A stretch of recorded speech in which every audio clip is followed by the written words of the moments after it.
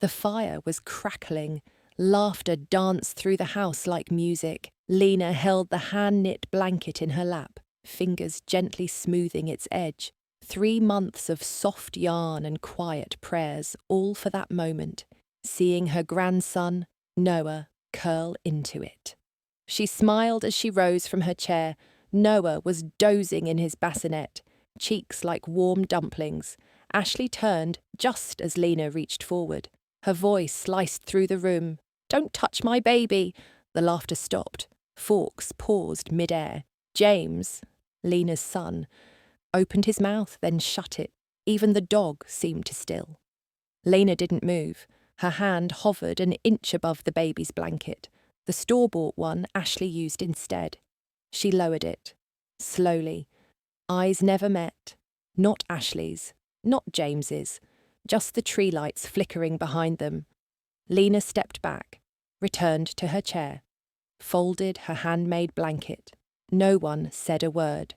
Not when she stood, not when she took her coat from the hallway hook, not even when she opened the front door and let the winter wind say goodbye for her. Ashley turned back to Noah. James kept staring at his untouched wine. And Lena? She walked down the driveway. No bag, no car waiting, just the quiet of her own breath in the cold. She didn't look back, not once. The snow hadn't stuck yet, but the driveway was slick with last night's frost. Lena balanced a casserole dish in one hand and a bag of gifts in the other. Tiny things, nothing extravagant. A knit hat for baby Noah, a winter puzzle for James, cinnamon bark tea for Ashley. She knocked once, then let herself in. The living room looked like a magazine cover. Warm lights, garlands, stockings perfectly matched. The kind of Christmas Lena never cared much to curate, but always appreciated in others. Ashley appeared at the hallway. She didn't smile, didn't say Merry Christmas, he's just fallen asleep. Lena paused. "Oh, of course," she said, lowering her voice. "I brought the hat, I promised." Ashley didn't respond. She stepped aside, motioning vaguely toward the kitchen. James came in from the garage a moment later, wiping his hands. "Hey, Mom," he said, giving her a one-armed hug. "Glad you made it through that sleet." She smiled. "Wouldn't miss it. I made your favourite, the butternut stuffing." He nodded, glancing toward Ashley. "That's great." They moved into the dining room.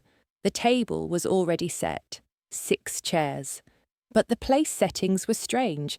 No card for her, no plate yet either. Lena laughed lightly. "Looks like I'm a last-minute addition." Ashley replied from the stove. "I didn't know if you were coming for sure." Lena's hands tightened slightly around the gift bag. "You invited me." Ashley didn't answer. Lena placed the casserole down, slid her gift bag next to the others under the tree, stepped back. Baby Noah's picture sat above the mantel, a printed canvas. In the photo, he was wearing a different hat, a store-bought one, not hers. They'd just finished carving the roast. James was pouring cider into mismatched glasses, the ones Lena had gifted them last Christmas. Noah stirred from his sleep, a soft cry echoing through the baby monitor. Ashley stood immediately. "I'll get him." Lena started to rise too, instinctively, then paused. James glanced at her, but said nothing. Ashley returned a moment later with Noah swaddled in a pale blue blanket. Not the one Lena knit. "He's fussy," Ashley said flatly, adjusting the baby in her arms. Lena stepped closer, hands half lifted. "Would you like me to hold him while you eat? Just for a few minutes?" Ashley shifted, turning her body slightly away, not sharply, not cruelly, but deliberately. "He's teething, only settles with me." The room went still again, not with silence, but something worse, awareness. James looked down at his plate. His sister-in-law coughed and reached for the salt.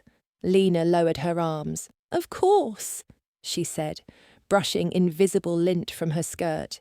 "He looks longer already." Ashley said nothing. She walked back to her seat, bouncing Noah gently. Lena returned to her chair, the one at the far end of the table, half a pace removed from the others. Dinner resumed. Stories flowed. Laughter rose in peaks. But no one asked Lena about her retirement. No one asked how her knee was after surgery. No one even mentioned the blanket she'd handed Ashley last week, the one she hadn't seen since. Instead, conversation orbited safely around Ashley's cousin's new kitchen, Noah's upcoming baby photos, and the new paediatrician, who actually listens. Lena smiled when needed, laughed when cued, but her hands stayed folded in her lap. Dessert had just been served. Lena placed the tray of fig pudding at the centre of the table. Warm, spiced, still steaming slightly. Same recipe my grandmother used, she said softly. Only one I never forget. Ashley was bouncing Noah again, walking near the window. Lena reached into her tote and gently pulled out the hand-knit blanket, deep forest green, with tiny acorns stitched in the corners. I thought this might help settle him. It's softer than the last batch Ashley turned. Don't touch my baby! The room froze. It wasn't shouted, but it was loud, sharp, final. James stopped mid-sip. His fork hovered over whipped cream. No one said a word. Lena's fingers curled around the blanket, then released. She folded it. Once. Twice. Her face didn't change, but her eyes blinked more than usual. Of course, she said. Her voice was smaller than usual. I didn't mean to. Ashley turned away again, rocking Noah with exaggerated calm. James cleared his throat but said nothing. Lena placed the folded blanket on the end of the table, stood. I think I'll get going, she said to no one in particular. You haven't had dessert, James offered, weakly. Another time. She took her coat from the peg, slipped her arms in quietly. No goodbye hugs. No one walked her out. Only the faint sound of the baby's gurgle and a whisper from someone shifting in their chair. As she stepped outside, the wind met her like an old friend. She didn't look back, not at the wreath on the door, not at the glowing windows behind her. Her car keys were cold in her hand. She started the engine. The radio came on, a static-filled holiday song. She turned it off, then drove. No destination in mind, just the road, and the knowledge that silence sometimes says everything.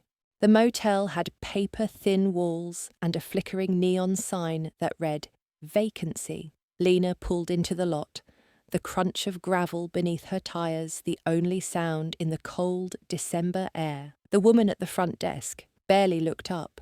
One night, yes, Lena replied. Just one. She paid in cash, room 12, around the back. No keycard, just a metal key attached to a sun-faded plastic tag. But before she walked away, something made her pause. In the small lobby, to the right of the vending machine, a young woman sat on a worn sofa, rocking a fussy infant. The mother hummed, off-key but tender. One hand gently cupped the baby's back, the other held a bottle, warm with steam. Lena watched, just for a moment. The baby calmed, burrowed into the mother's chest, tiny fingers curled against her collarbone. Lena blinked, then turned, walked down the dim hallway to her room. The room was basic. 2 lamps, one buzzed, a small TV with a remote taped together.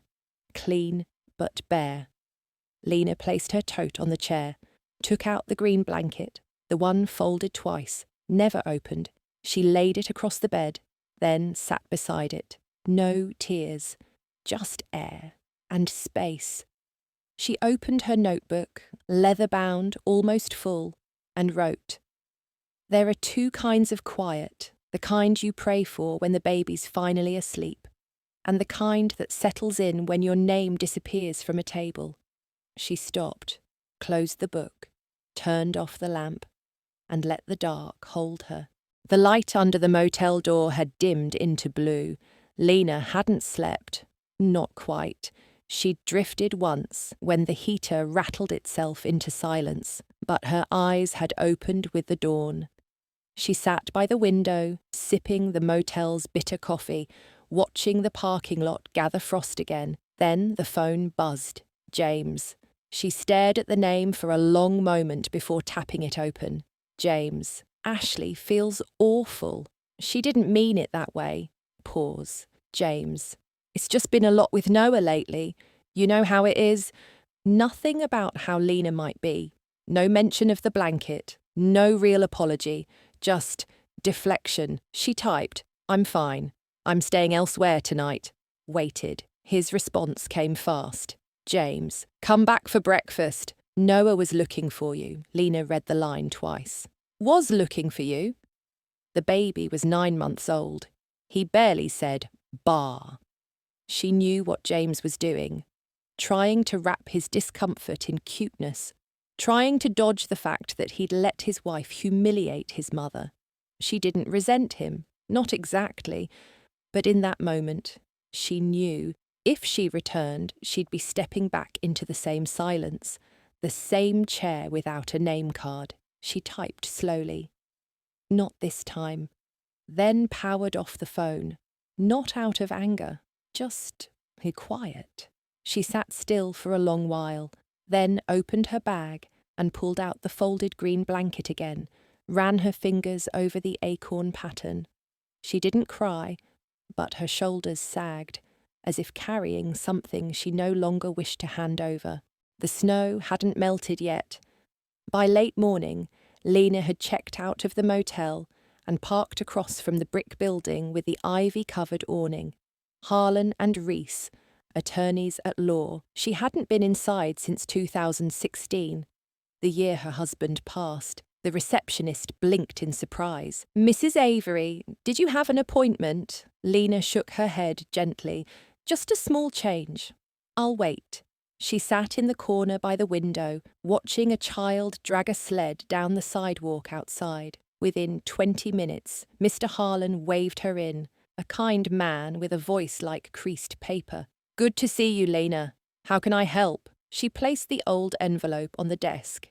Her estate documents, a simple plan, the house to James, her small savings split between him and Noah, her jewellery to be sorted later, but today she slid over a notepad. "I want to transfer the house into a charitable trust, effective immediately." He looked up. "Are you sure?" She nodded. "James and Ashley have their own space. They've made that clear." He paused. "And the remainder assets?" Lena folded her hands. "Leave a small education fund in Noah's name, but everything else, I'd like to designate to someone who will need it. Someone who doesn't have family." She didn't name names, didn't rant or recount what happened, but her voice didn't waver once. When it was done, she stepped out into the cold. The sidewalk glistened in the sun. Children's laughter echoed down the block. She passed a storefront window where a baby girl sat on her mother's lap, gnawing on a mitten. Lena smiled, not at the baby, but at the way the mother's hand stayed curled around the child's back, steady and gentle. She didn't need to be in the photo, didn't need her name etched in a stocking, but she could decide who received her care, even if it would never be framed on a mantle. The morning after Lena left, the house was unusually quiet. Noah had slept through the night. Ashley claimed it was the new humidifier. James wasn't so sure. He walked into the nursery with his coffee, still wearing yesterday's flannel. Ashley was already sorting toys. "We have too much stuff," she muttered, tossing teethers into a plastic bin. "He barely uses half of it." She reached for a green fabric at the edge of the crib. James paused. "What's that?" Ashley held up the acorn-stitched blanket. "Lena's." "That old thing?" "He doesn't like the texture. It smells like lavender or something." She crumpled it and dropped it into the bag marked "Donation Women's Shelter." James opened his mouth, closed it again, watched the chain land on top of a gently used snowsuit and a baby book with teeth marks. Ashley zipped the bag and continued humming. Later that afternoon, James returned from the grocery store and passed by the front door. There, on the small bench by the shoe rack, sat the green blanket, folded neatly. Not in the donation bag, not in the crib, just there. Ashley didn't mention it. James didn't either. But it stayed there for 3 more days, untouched. James stood in aisle 6 of Dawson's Market, staring blankly at 2 kinds of yogurt, plain or peach. He couldn't remember which Ashley said Noah liked more now. He grabbed both. As he turned to head toward the registers, he paused by the seasonal display, discounted poinsettias and leftover gift baskets. That's when he heard it. 2 voices, soft but clear, just down the aisle near the dairy case. I didn't see Lena at church this year. She's usually the first one helping with the nativity. I know. And wasn't she always the one bringing that spiced bread for the seniors? James didn't move. I ran into her last month. Remember? Said she'd just retired. I thought she'd be more involved, not gone completely. The second voice lowered. Someone told me she spent Christmas Eve in a motel, alone. A pause. Shame. After raising James on her own for years, that woman never missed a single bake sale. James felt the peach yogurt slipping from his grip. He caught it before it hit the floor. He turned the corner and walked away without looking back. At the self-checkout line, the machine beeped loudly when he scanned the eggs twice. Unexpected item in bagging area, the voice chirped. He didn't hear it, didn't notice the cashier glancing his way. That night, at home, he opened the fridge and saw the 2 yogurts side by side. What's wrong? Ashley asked from the couch. He shrugged. Nothing. But as he took the trash out, his eyes flicked to the folded green blanket, still sitting on the bench by the door, still waiting, still untouched. He stood there longer than usual, hand resting on the doorknob, then walked out without taking the trash. It was a Wednesday evening. Noah had finally gone down. Ashley was clearing the dishwasher while James packed leftovers. He reached for a clean glass and paused. The upper shelf, where Lena's white and blue ceramic casserole dish always sat, was empty. He turned. Ashley was holding it, wrapping it in a grocery bag. What are you doing with that? James asked, voice casual. Ashley didn't look up. It's chipped and stained. I was going to toss it. It's from my mum. Ashley shrugged. We don't use it, and she probably wouldn't want us keeping clutter. James didn't reply right away. Ashley moved toward the trash cabinet. He stepped in. I'll take it. She looked at him for just a beat too long. Not angry, not surprised, just measured. Sure, she said lightly. Suit yourself. She handed him the dish, already half wrapped. James took it and walked it out to the garage. Later that night, while folding laundry, Ashley spoke again. She's made her choice, James. No one asked her to leave. He looked up from the baby socks in his hand. I know. She didn't press. He didn't explain. But the distance in that one exchange was wider than the staircase between them. The casserole dish sat in the garage for days, on a shelf next to old paint cans and Christmas boxes. Not forgotten, not forgiven, but not gone. Lena didn't call James. She didn't call Ashley. But on the 6th evening since Christmas, she picked up her phone and dialed the house line. No one picked up. The beep came. She hesitated. Then, hi, sweetheart. Noah. A soft chuckle. I guess you're a little young to be checking voicemail, but I just wanted to say Merry Christmas again, and I hope you liked the little blanket I made. I tried to match the green in your eyes, even if you don't know what green is yet. You're probably growing fast. I'll bet your toes are already poking through the booties I made you. That's okay. That's how it should be. Just know Grandma loves you, and when you're ready, I'll still be here. Always. Even quietly. Click. The voicemail sat in the system for 2 days. No one mentioned it, until James, looking for a delivery confirmation code Ashley had saved, hit voicemail.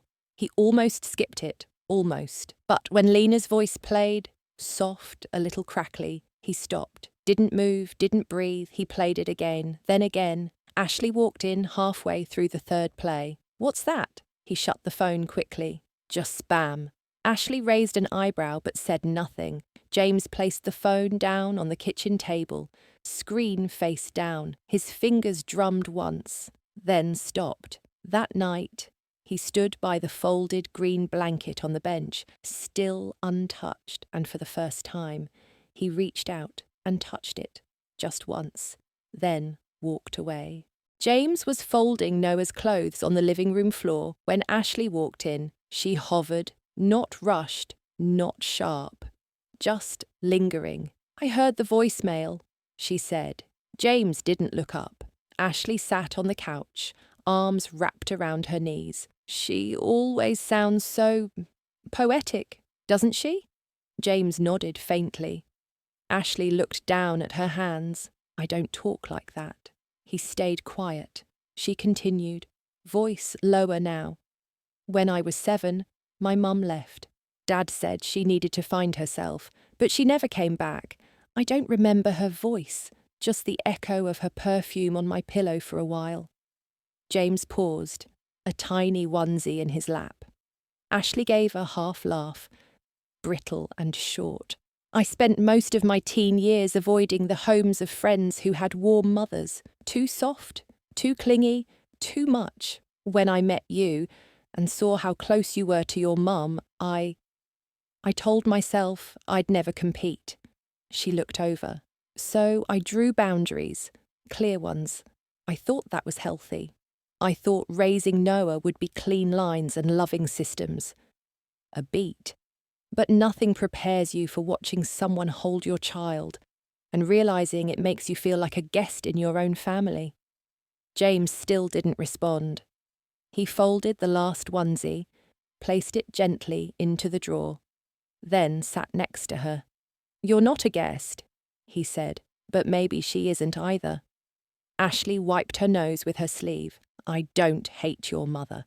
I just never learned how to share something I never had." There it was.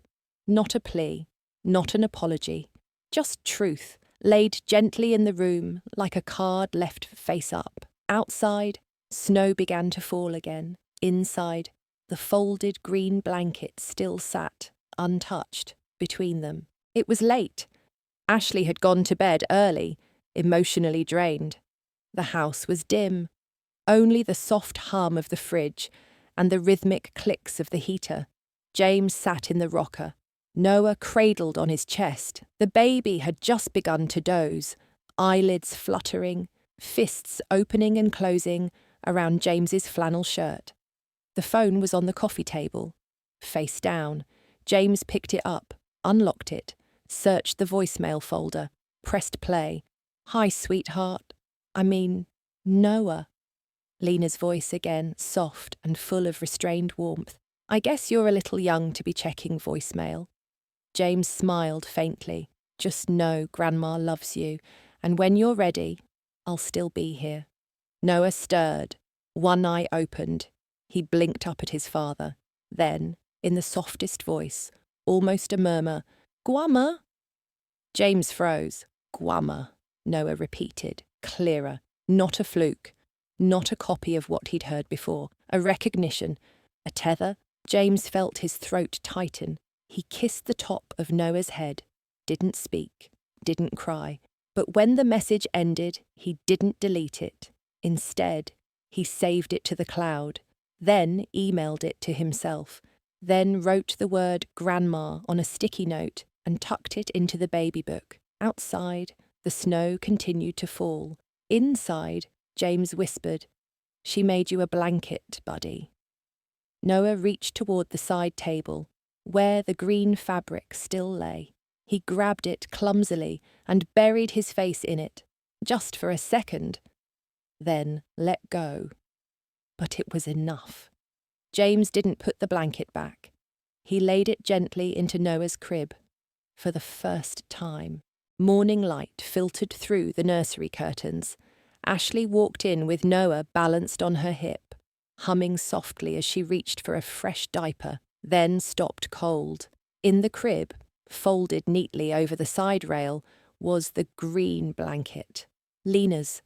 She stared at it for a full 10 seconds, not blinking, then slowly placed Noah down on the changing mat. James appeared in the doorway, coffee in hand, eyes tired but calm. "You put it in there," Ashley said. Not a question. James nodded once.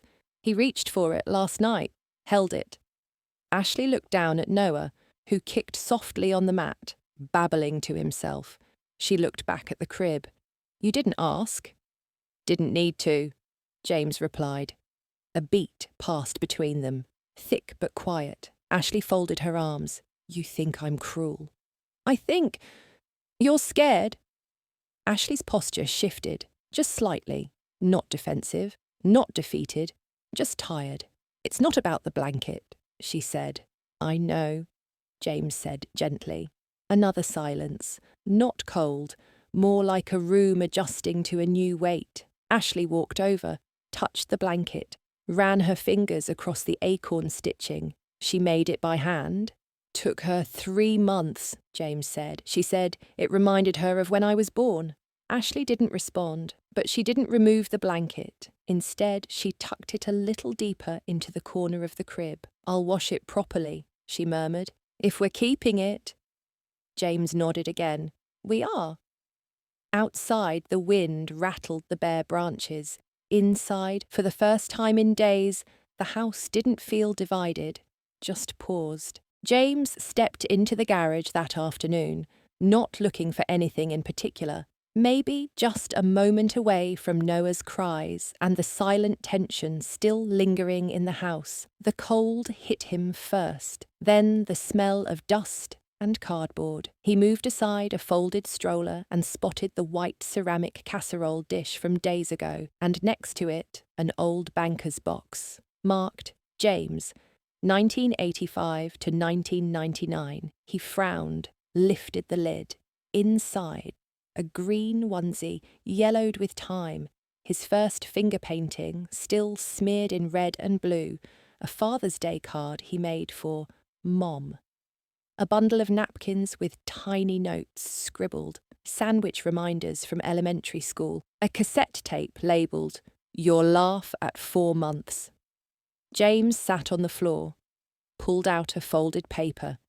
It was a note, unsent, never addressed, but clearly meant for him.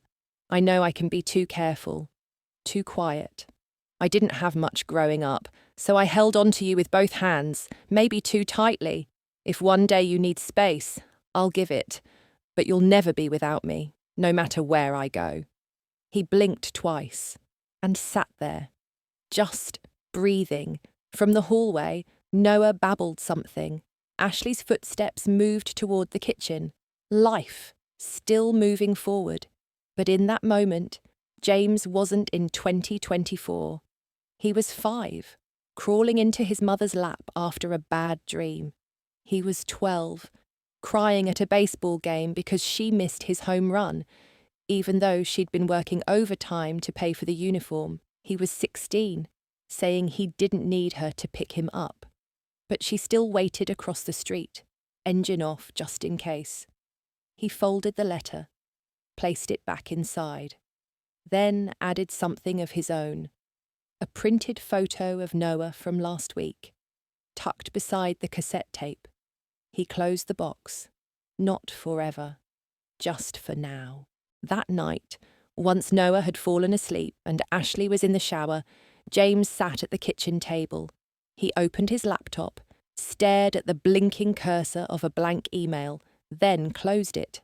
Instead, he reached for a pen and wrote, "Mum, Noah's naming day is this Sunday at 2 p.m. It'll just be a small gathering at the house.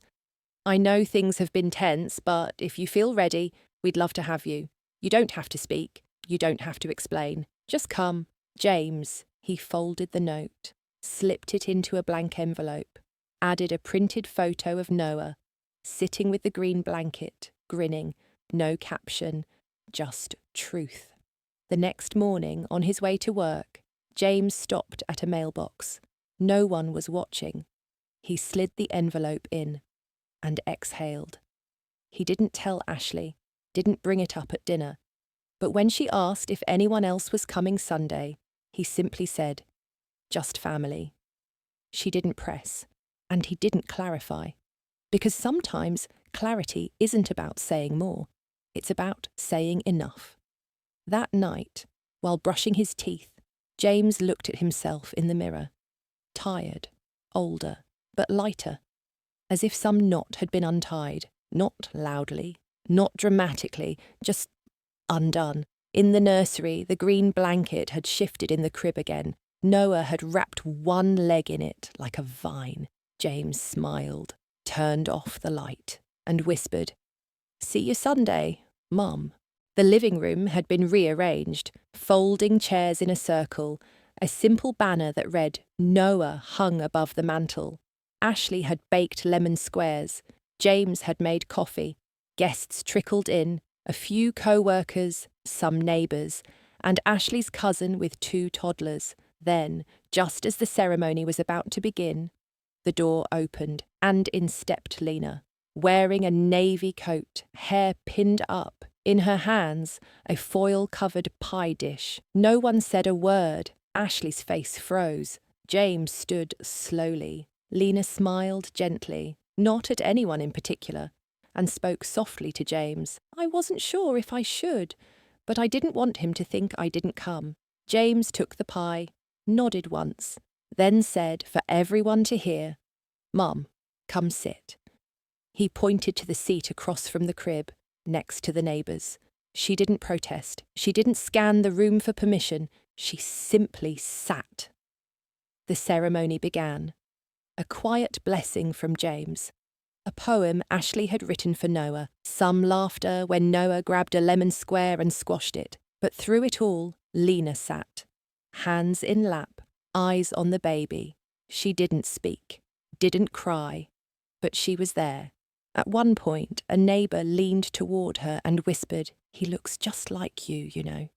Lena smiled, said nothing, but the comment lingered, more powerful than the poem before it. When it came time to place symbols in Noah's legacy box, guests added things, a charm, a postcard, a toy fire truck. Lena rose, slowly, stepped forward, and placed a folded handkerchief embroidered with J.H., James Henry, her son's full name, then stepped back. That was all. But the room had shifted. Even Ashley could feel it. The air was different now, like something had been let back in that no one realised was missing. The ceremony ended. Guests mingled, shared cake, took pictures. Ashley was clearing cups. James held Noah in his lap, bouncing him gently. Lena remained seated, still, present, watching. Noah wriggled out of James's arms and toddled unsteadily toward the coffee table. There, he picked up the handkerchief Lena had placed in the legacy box, held it up, and turned. "Dis?" he asked. James moved to take it, but Lena stood, walked slowly toward Noah, kneeled. "That was your daddy's," she said softly. Noah stared at her, then, with no prompting, leaned forward, pressed his forehead against hers, eyes closed. Tiny voice. Again. Lena gasped, not loud, just enough for James to hear. Her eyes glistened. She looked up at her son. "He used to do that," she whispered, "when he was this age. After bath time. Always forehead to forehead. Always that same word. Again." James froze. Memory unlocked like a box with a long-lost key. He sat down next to them, watched. Noah did it once more, pressed his head gently to hers. Lena closed her eyes, this time meeting him fully. Tears fell, not from grief, from recognition, from belonging. The room blurred behind them, no clinking cups, no polite chatter, just 3 people suspended in one moment, one gesture, one echo. Ashley watched from the kitchen archway, didn't interrupt, didn't deny, just let it happen. Later, James whispered to Lena, "He's got your eyes, you know." She laughed quietly. "Maybe, but that—" She nodded at Noah, who was now spinning in circles on the carpet. "That's you." Legacy wasn't in blood alone. It was in rhythms, repeats, reflections, even the smallest ones. The guests had gone. The dishes had been rinsed. Noah was down for a nap, green blanket curled in his arms. Ashley wiped the table with slow, absent strokes. Then she noticed the corner of an envelope peeking out beneath the couch. She bent down, pulled it out, recognized James's handwriting immediately. Inside, the original note he had sent Lena, and a photo. Lena, smiling down at Noah, same blanket, same light. Ashley stared at it for a long moment. Her jaw tightened, but not from anger, from something else. She looked toward the nursery, quiet, then toward the hallway where James had gone to change, no one watching. She turned the envelope over, reread the words. "You don't have to explain. Just come." Ashley blinked, folded the note again, then took the photo, carried it to the bookshelf where Noah's baby book sat, still open from earlier. She flipped to the last page, the one labelled Guests and Keepsakes, slipped the photo in, pressed it down gently, and closed the book. No dramatic sigh, no whispered confession, just a small act of release, of recognition. She stood still for a second, then looked toward the nursery again, and whispered, as if answering no one, "I don't know if I was right, but I see it now." In that moment, she wasn't a villain, not a jealous daughter-in-law, just a woman who saw too late what love could look like in someone else's eyes. She returned to the sink, pressed the dish towel flat on the counter, and turned off the light. Behind her, in the quiet, the baby book sat a little heavier, but also more complete. The house had dimmed, guests gone, lights low, only the nursery lamp remained glowing, casting soft circles on the hallway floor. Lena stood by the front door, coat folded over her arm. James walked her out in silence. Ashley remained in the kitchen. No confrontation, no farewell speech, just the sound of soft breathing from the crib. Lena paused. "Do you mind if I say goodbye?" she asked James quietly. He nodded, didn't follow, let her go alone. She stepped into the nursery. Noah stirred slightly, but stayed asleep. The green blanket had slipped halfway to the floor. Lena leaned down, tucked it back up around his tiny shoulders, ran one finger across his forehead, the same spot he'd pressed against hers just hours ago.